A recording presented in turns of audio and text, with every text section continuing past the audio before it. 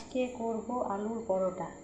এর জন্য আমার লাগছে নুন দিয়ে মেখে রেখেছি আটা, আর লাগছে সেদ্ধ করা আলু। এর মধ্যে আমি শুকনো লঙ্কা আর ভাজা জিরে আর নুন দিয়ে মেখে রেখেছি, আর লাগছে সাদা তেল। এবার পুর করে নেব, পুর করে নেব।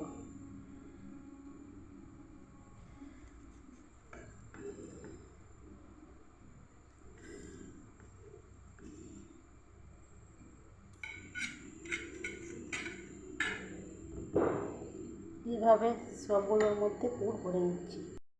হয়ে গেছে, এবারে মুখ মুড়ে নেব। মুড়ে নিয়েছি, দিয়ে পরোটা বেলে নেব। বেলে নিয়েছি, তাওয়া ভালো করে গরম করে নিতে হবে। তাওয়ার মধ্যে দিয়ে দেব।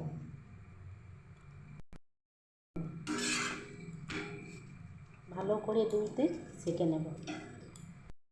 ভালো করে সেঁকা হয়ে গেছে, এবার তেল দিয়ে দেব।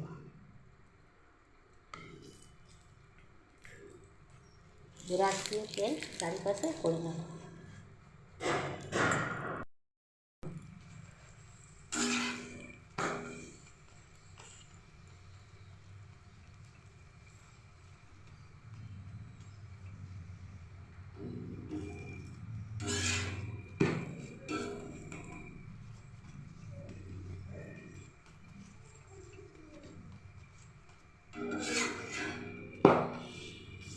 পরোটা ভাজা হয়ে গেছে, এবার নামিয়ে নেব।